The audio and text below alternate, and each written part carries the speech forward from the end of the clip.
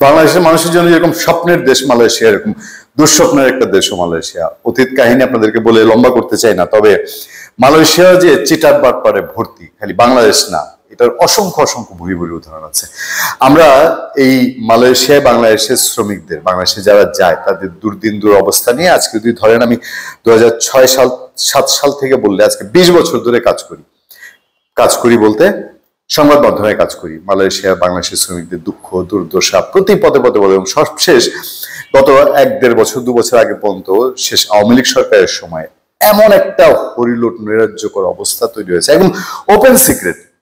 মালয়েশিয়ায় এই 1 বছর আগে যখন বাংলাদেশের শ্রমিক যাওয়া বন্ধ হয়েছে, তার আগের 1-2 বছরের মধ্যে কয়েকজন লোক, এই যে নুর আলী টুরালি, এরা না, তখন আমরা নামও নিতে পারতাম না। আমি নিউজ করেছি, একুশে টেলিভিশনে বেশ কিছু নিউজ করেছি, কিন্তু এদের নাম নেওয়া যেত না। তারপরে যে কি স্বপন আছে, এক রিক্রুটিং এজেন্সির মালিক, এদের বাইরের সভাপতি সেক্রেটারি, সব কয়টার একই অবস্থা। এরা এমন একটা হরিলোট এবং সিন্ডিকেটটা মালয়েশিয়া এবং মালয়েশিয়ার ওই কি হুতু তা না কি জানে ব্রাহ্মণবাড়িয়ার এক লোক, মালয়েশিয়ার পুরো সে এমন গডফাদার, বাংলাদেশ এবং মালয়েশিয়ার টোটাল দেশ মেনটেন করে। মালয়েশিয়ার যে শ্রম মন্ত্রণালয়, তাদের সচিব টচিব হাবি জাবি সহ বাংলাদেশের সচিবরা এর কথায় উঠে বসে। এই যে লক্ষ লক্ষ হাজার হাজার শ্রমিক গিয়ে তাদের কারো কারো জীবন শেষ, মানে এদের তো আর এই জীবনে তাদের কিছু আর করার নাই, নিঃস্ব হয়ে ফিরছে বা দেশে থেকে যাওয়ার আগে নিঃস্ব হয়ে যাচ্ছে।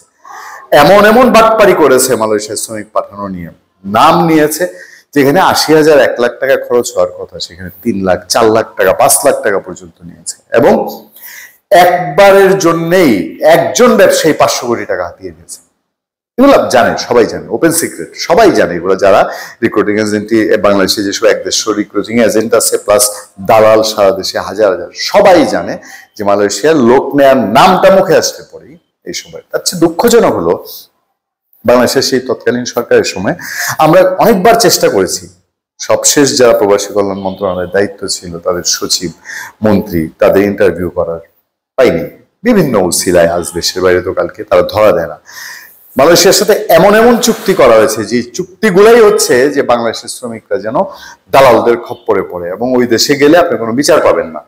আচ্ছা, এত লম্বা না করি, এখন যে ঘটনাটা ঘটেছে, বর্তমানে বাংলাদেশ থেকে কিছু তদন্ত করা হয়েছে। এইসব তদন্তে দেখা গেছে যে মালয়েশিয়া এই শ্রমিক পাচারের ব্যাপারে তাদের পদক্ষেপ খুব একটা সুবিধা না, এবং তারাই সেই রাস্তা করে দেয়।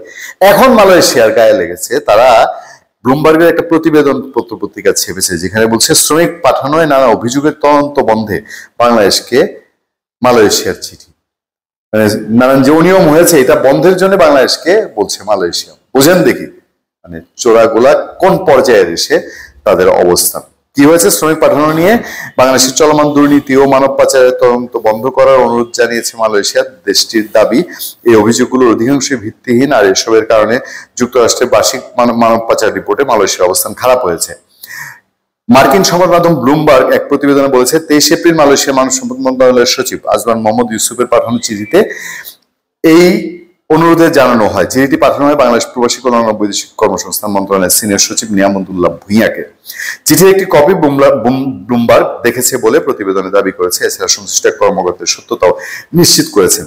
কাহিনী কি, আমি যেটা সংক্ষেপে আপনাদেরকে বলছি, বেশ কিছু কেস ধরা পড়েছে, সেগুলোতে দেখা যাচ্ছে যে এইসব অভিযোগের কারণে এবং মালয়েশিয়ার বিরুদ্ধে যে অভিযোগ, এর কারণে যুক্তরাষ্ট্রের ট্রাফিকিং ইন পারসনস র্যাঙ্কিং এ মালয়েশিয়ার অবস্থা খারাপ হচ্ছে। এতে মালয়েশিয়ার মান যাচ্ছে, মালয়েশিয়া বলছে তার এতে করে তার রিপুটেশন খারাপ হচ্ছে। এই রিপুটেশন খারাপ হচ্ছে দেখে বাংলাদেশ এখন অনিয়ম দুর্নীতি তদন্ত না করতে বলতেছে, যে পুনর্মামলা যেন পুনর্জীবিত না হয়।